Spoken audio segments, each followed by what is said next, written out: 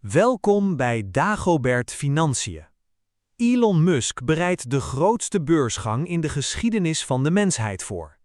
Met een verwachte waardering van bijna 1,7 biljoen euro zou SpaceX meer waard zijn dan alle Amerikaanse defensiebedrijven bij elkaar. Het is meer dan de marktwaarde van Coca-Cola, McDonald's, Disney, Nike en Starbucks opgeteld. En het is meer waard dan de 10 grootste bedrijven op de Londense beurs bij elkaar. Dus als je je afvraagt wie in vredesnaam SpaceX koopt, een bedrijf dat 5 miljard euro per jaar verliest bij de grootste introductiewaardering uit de geschiedenis, dan is het antwoord jij. Want binnen een paar weken zal jouw beleggingsrekening of pensioenfonds één van de grootste kopers van SpaceX-aandelen zijn, of je dat nu leuk vindt of niet. En dat komt doordat technologiebeurs Nasdaq stilletjes een gloednieuwe regel heeft geïntroduceerd, speciaal ontworpen om dit te laten gebeuren. Maar voordat we bij die regel komen, moet je eerst begrijpen waarom dit belangrijk is. Want de enige manier waarop een waardering van bijna 1,7 biljoen euro logisch is als SpaceX daadwerkelijk het bedrijf is dat het grote publiek denkt dat het is. Maar dat is het niet. Vraag 10 mensen op straat wat SpaceX verkoopt en de meesten zullen antwoorden raketten. Sommigen zullen iets over Mars mompelen. Beide antwoorden kloppen niet helemaal. SpaceX is namelijk niet zomaar een raketbedrijf. Het zijn eigenlijk 3 bedrijven die op elkaar gestapeld zijn. En de rakettendivisie is niet eens de belangrijkste. Er zijn goede, slechte en ronduit lelijke kanten aan dit bedrijf. En geloof me, het wordt behoorlijk lelijk. Laten we daar beginnen. Dit is het deel van SpaceX dat de meeste aandacht krijgt en de minste waarde creëert. xAI is vooral bekend als eigenaar van het social media platform Twitter. Nou ja, X dus. Het is ook het AI-laboratorium dat Elon Musk in 2023 oprichtte om te concurreren met OpenAI en Anthropic. Een paar maanden geleden nam SpaceX xAI over in een aandelentransactie die de gecombineerde entiteit waardeerde op ongeveer 1,2 biljoen euro, waarvan xAI zelf zo'n 230 miljard euro voor zijn rekening nam. Als je je afvraagt hoe het is toegestaan dat het ene bedrijf van Elon het andere bedrijf van Elon overneemt, is het antwoord: ik heb geen idee, maar het is gebeurd. Met een waardering van 230 miljard euro zou je aannemen dat xAI een financieel gezond bedrijf is, toch? Of in elk geval in de buurt daarvan. Of in elk geval dat de mensen die het hebben opgebouwd er nog steeds werken. Nou, niets van dat alles is waar. xAI werd opgericht door 11 medeoprichters, bestaande uit onderzoekers en ingenieurs van DeepMind, OpenAI, Google en de Universiteit van Toronto. Het was een zwaartegewichten team, maar tegen 2025 verbrandde het bedrijf meer dan 1 miljard euro per maand. En tegen maart van dit jaar was elke van de 11 medeoprichters opgestapt. Daarna gaf Elon op zijn eigen social media platform openlijk toe dat xAI vanaf de basis opnieuw moest worden opgebouwd. Wat een beleefde manier is om te zeggen dat de CEO van SpaceX net 230 miljard euro heeft betaald voor een bezit dat vanaf nul opnieuw gemaakt moet worden. En om te zeggen dat xAI overwaardeerd is een enorm understatement. OpenAI genereert jaarlijks zo'n 22 miljard euro aan omzet en wordt momenteel gewaardeerd op zo'n 780 miljard euro. Anthropic genereert meer dan 28 miljard euro per jaar en wordt gewaardeerd op ongeveer 370 miljard euro. Maar xAI, dat de omzet schat in 1 miljard euro, werd gekocht voor 230 miljard euro. De markt prijst xAI dus alsof het een luxe luchtvaartmaatschappij is, terwijl het in werkelijkheid meer weg heeft van een prijsvechter. Je kunt xAI zien als het onderdeel van SpaceX dat de geldpers omdraait. In plaats van geld te drukken, verbrandt het al het geld dat de rest van het bedrijf genereert. Maar het is slechts 1 van de 3 bedrijven binnen SpaceX. De andere 2 bedrijven doen het echte werk. Voordat we bij het kroonjuweel komen, kijken we eerst naar het onderdeel dat het bedrijf zijn naam geeft. Dit is het beeld dat de meeste mensen voor zich zien als ze de naam SpaceX horen. Het is de rakettendivisie. Deze tak lanceert objecten in een baan om de aarde, satellieten voor de Amerikaanse overheid, vracht naar het internationaal ruimtestation, bemande missies voor NASA en een heleboel andere satellieten waar we zo op terugkomen. De rakettendivisie van SpaceX genereerde vorig jaar grofweg 3,7 miljard euro aan inkomsten. Dat klinkt indrukwekkend, totdat je het vergelijkt met de waardering van bijna 1,7 biljoen euro. Dan klinkt het plotseling helemaal niet zo indrukwekkend meer. Zeker als je je realiseert dat de rakettendivisie vorig jaar slechts ongeveer een kwart van de totale omzet uitmaakte. Maar dit is nog niet het belangrijkste. Dit brengt ons bij het derde bedrijf. Het is het bedrijf waar de meeste mensen niet aan denken bij de naam SpaceX, maar het is wel het bedrijf waar beleggers het meest om geven. En het is degene die de rekeningen voor de rest betaalt. Dit is het kroonjuweel van SpaceX. Starlink is een aanbieder van satellietinternet. Het is het antwoord op de vraag wat als KPN of Ziggo zich in de ruimte zou bevinden. Dat klinkt als iets wat een durfkapitalist om 3 uur 's nachts op Twitter plaatst. Maar in dit geval heeft Elon het ook daadwerkelijk gebouwd. Starlink lanceerde de beta-versie in 2020 en 6 jaar later is het de snelst schaalbare telecomonderneming in de geschiedenis van de mensheid. Er draaien nu meer dan 10.000 Starlink-satellieten in een baan om de aarde. Elk van deze satellieten stuurt internet naar een kleine schotelantenne op je dak. De schotel richt zich op de satellieten. De satellieten praten met elkaar en op de een of andere manier werkt het. Veel ondernemers en experts beschouwen Starlink als een van de innovatiefste producten van de afgelopen jaren. Je kunt vanaf een vliegtuig facetimen en het biedt een enorme meerwaarde in de luchtvaart en scheepvaart. Is het een geweldig bedrijf als het naar de beurs gaat, of is het overwaardeerd? Het antwoord is ja, beide kunnen tegelijkertijd waar zijn.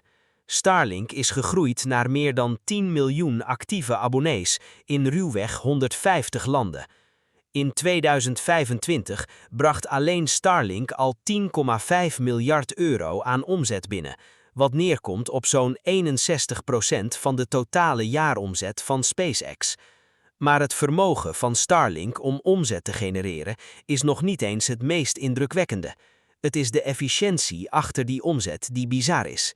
2 jaar geleden bedroegen de winstmarges van Starlink ongeveer 41%. Dit jaar is dat al 63%. Dat betekent dat Starlink zijn marges in slechts 2 jaar tijd met ruim 20 procentpunten heeft weten te groeien. Dus ja, de marges zijn niet alleen goed, ze groeien ook steeds sneller. En Starlink is er niet alleen voor consumenten. Er is een maritieme versie voor schepen en jachten, een luchtvaartversie die commerciële luchtvaartmaatschappijen uitrollen. Geheime defensieversie genaamd Starshield, met contracten bij het Pentagon. Dit is dus het ware SpaceX. Het is een leverancier van satellietinternet die geld drukt, een rakettenbedrijf dat het prima doet, maar gewaardeerd wordt alsof het Mars al gekoloniseerd heeft, en na de fusie in februari een AI-lab dat ongeveer 1 miljard euro per maand verbrandt. In 2025 haalde Starlink en de rakettendivisie gezamenlijk zo'n 7,4 miljard euro aan winst binnen. Dat klinkt fantastisch, totdat je je herinnert dat xAI het feestje kwam verpesten. Het geconsolideerde bedrijf SpaceX, waar nu ook xAI onder valt, sloot vorig jaar af met een verlies van bijna 4,6 miljard euro op een omzet van ongeveer 17 miljard euro. Dus laten we teruggaan naar de vraag van eerder. Wie koopt er in hemelsnaam SpaceX tegen een waardering van bijna 1,7 biljoen euro? Het antwoord staat nog steeds. Jij bent het. En hier begint het echte verhaal achter de beursgang van SpaceX. Het gaat niet over raketten, het gaat niet over magische satellieten. Het gaat erom dat het financiële systeem de regels verandert vlak voor de grootste beursgang in de geschiedenis van de financiële markten. Want daar zit het echte probleem.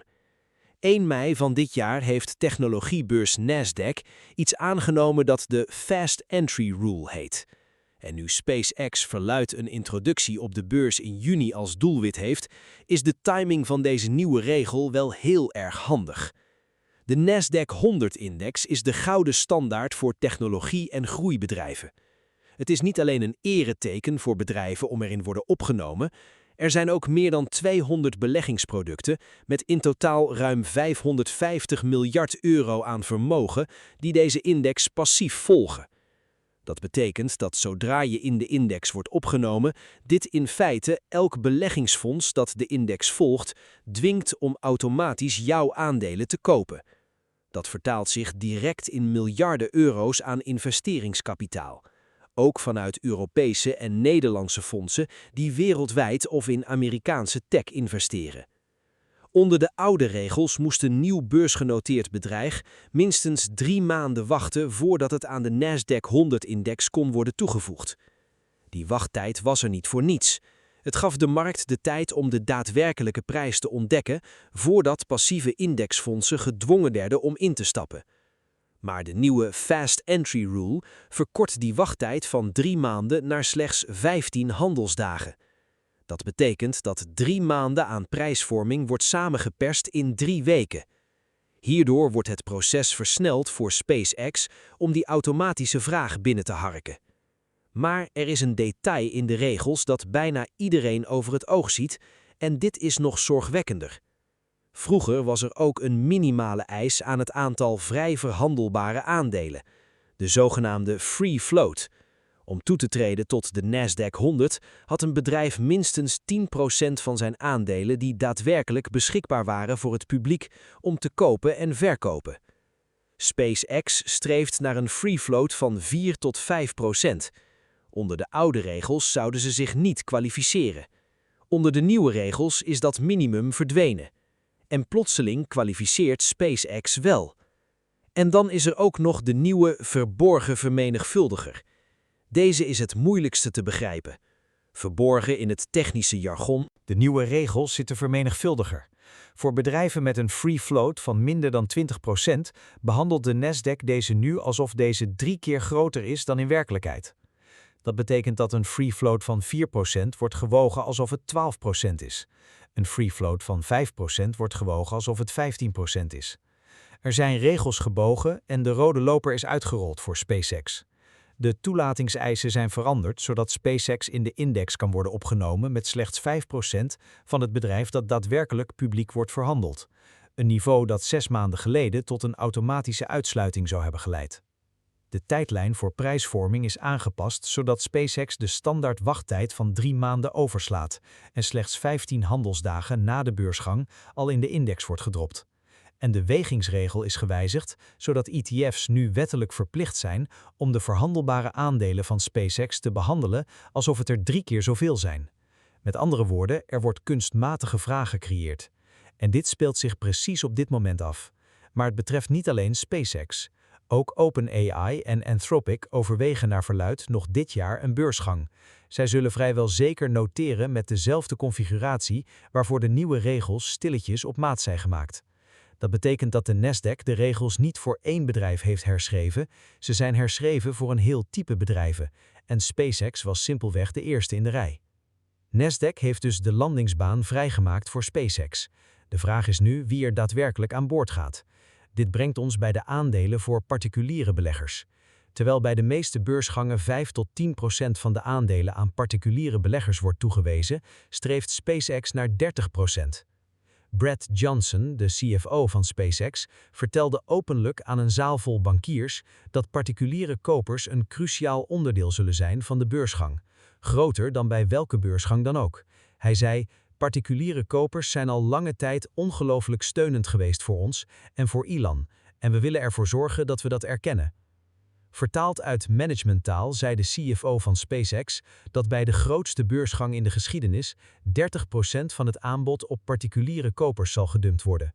Niet omdat particuliere kopers bijdragen aan prijsstabiliteit en niet omdat ze helpen bij langetermijn afstemming van aandeelhouders, nee, omdat ze loyaal zijn aan Elon. En zo ontvouwt zich dit verhaal. De kopers en verkopers van SpaceX komen niet op hetzelfde moment in actie. De kopers worden er vroeg in gedwongen. De verkopers mogen later hun aandelen van de hand doen. Aandelen verhuizen van insiders die ze tegen een lage kostprijs in handen kregen, naar passieve fondsen en particuliere beleggers, waaronder ook de systemen die wereldwijd en in Nederland pensioenen en spaargeld beheren. Zoals portefeuillebeheerder George Noble het treffend woord gaf: jouw pensioengeld is de uitgangsliquiditeit voor deze partijen. Want als je enige vorm van een beleggings- of pensioenrekening hebt die brede Amerikaanse of wereldwijde tech-indexfondsen volgt, dan bezit je binnen een paar weken van de beursgang van SpaceX een deel van hun aandelen. Je hebt daar geen stem in. Je hebt er geen keuze in. Het mechanisme van passief beleggen koopt het simpelweg voor je. Dus, hier is de gecorrigeerde versie van SpaceX.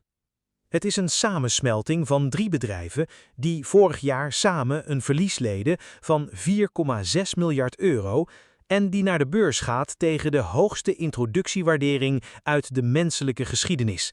En we gaan allemaal kopers worden binnen een paar weken door een kunstmatig gecreëerde vraag.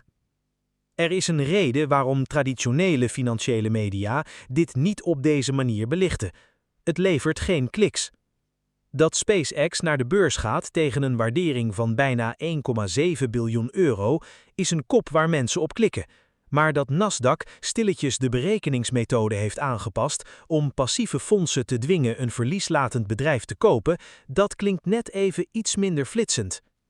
Dit betekent niet dat passief beleggen plotseling slecht is. Passief beleggen is altijd verkocht als de slimme manier om vermogen op te bouwen. Lage kosten, brede spreiding, je kunt het instellen en vergeten, de overwinning van gezond verstand over de dure aandelenkiezers op Wall Street. Dat is allemaal waar. Maar er is ook een kant van het verhaal die niemand je vertelt. Hetzelfde mechanisme dat automatisch de index voor jou koopt, koopt ook automatisch alles wat aan die index wordt toegevoegd, zonder jouw inbreng en zonder dat iemand jou iets vraagt. De eigenschap die passief beleggen zo makkelijk maakt, maakt jou tegelijkertijd tot een gegarandeerde koper voor elk bedrijf dat zich naar binnen weet te wurmen. En nu heeft een enorm bedrijf zichzelf precies naar binnen weten te wringen. Wat is jouw kijk hierop? Vertrouw jij de grote tech-indexen nog steeds blindelings voor je pensioen of beleggingen, of maak je je zorgen over dit soort kunstmatige ingrepen in de markt? Laat het weten in de reacties. Vergeet niet om Dagobert Financiën te volgen, je te abonneren en deze video een like te geven. We blijven je meenemen in de verborgen verhalen van de financiële wereld.